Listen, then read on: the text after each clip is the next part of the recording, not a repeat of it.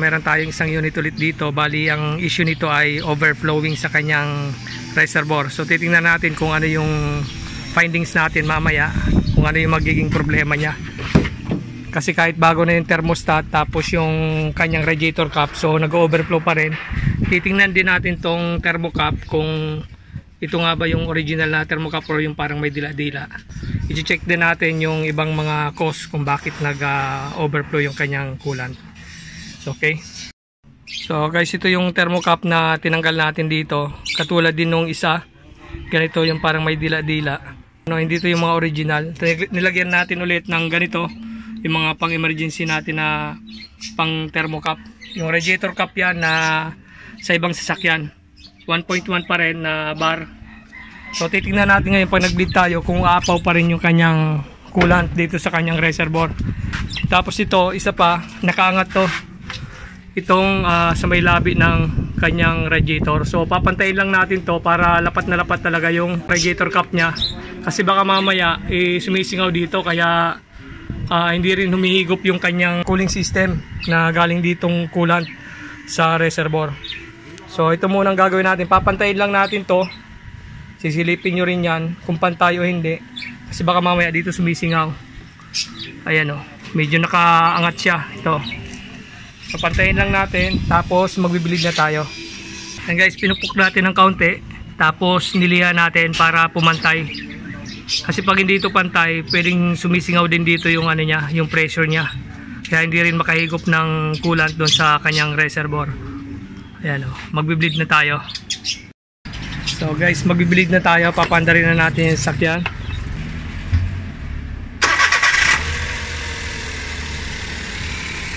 So ayan, temperature niya ngayon 35 degrees, 12.4 yung kanyang yung voltage sa kanyang alternator or sa battery. Ayan, 14.4. So normal. So bleed tayo. Tingnan natin kung umaapaw yung coolant niya dito sa kanyang reservoir. Bali nasa kalahati lang to. So daragdagan na lang to ni sir yung coolant dito sa reservoir natin. Ayan, kasi naubusan na. So titingnan natin kung tumataas pa yan. Bali nasa kalahati. Tingnan natin kung aabot sa full. Tapos tingnan din natin dito kung maraming bula na lalabas. Ayan, bleed na tayo. So wait lang natin umabot ng 98 to 100 degrees Celsius bago umandar yung high speed ng kanyang auxiliary fan. So mga 3 beses na ganon bago natin papalamigin yung makina. Tapos ibabalik natin yung radiator cap pag malamig na yung makina. Yan, pag totaling malamig na talaga para walang hangin na papasok. Tapos wag nyo rin tong iangat, lalo na pagka mainit yung makina, itong takip ng reservoir natin. Lalo na pag umaandar yung auxiliary fan nya kasi hangin yung mahihigop nyan.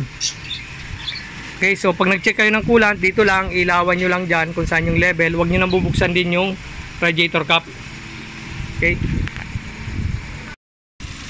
So guys, check din natin yung kanyang OBD port kung ilang wires. Pag 6 na wires, so pwede siyang lagyan ng temperature gauge na merong RPM. Kasi itong mga Day64V, wala yan na RPM sa kanyang panel. So mas maganda, ganun na lang ilalagay nyo kaysa ganito. So i-check nyo muna kung 6 wires to. Yan, 2 plus 4 dito sa likod, so 6. So sa mga ganitong sasakyan, pwedeng lagyan nyo to ng Conway na temperature gauge na may RPM. Tapos may fuel consumption din yon. So yun ang mas magandang ilagay nyo dito para hindi na kayo puputol ng radiator hose nyo para lagyan ng joint pipe. Itong ganitong sasakyan, pwedeng lagyan to ng may OBD, may scanner pa yon. Kaya maganda talaga yung ganon. So ito, mga 2009 pataas, yun yung may mga 6 na wires sa kanyang OBD port. So ayan, advice ko na lang kay sir na ganon ang gagamitin niya para ma-monitor niya rin yung RPM ng kanyang sakyan. Guys, ito yung bleeder screw dito na i-bleed nyo muna, yung 8mm. Ayan o, lumalabas yung mga hangin talaga dito. Pag unang andar nyo, bleed nyo dito, tapos pag nagbukas yung thermostat, bleed nyo ulit. Ayan o, papalabasin nyo lang dyan.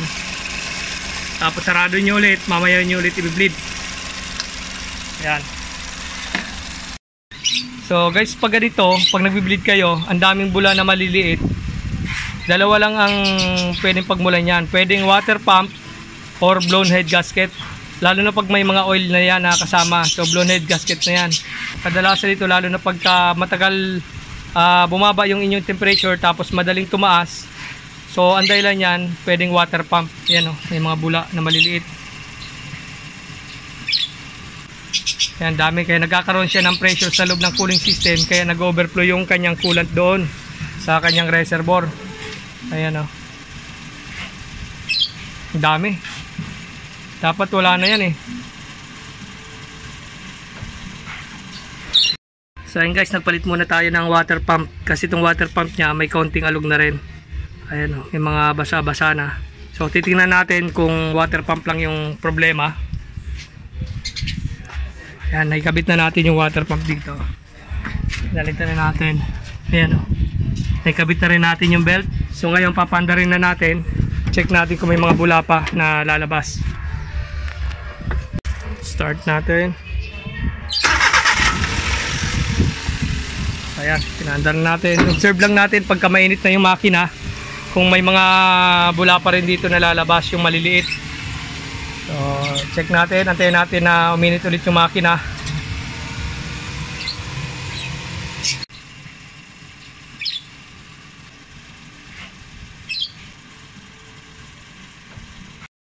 So ayan guys, nakapagpalit na nga tayo ng water pump, tapos ganun pa rin, meron pa rin siya mga bula dito na lumalabas, yung maliliit.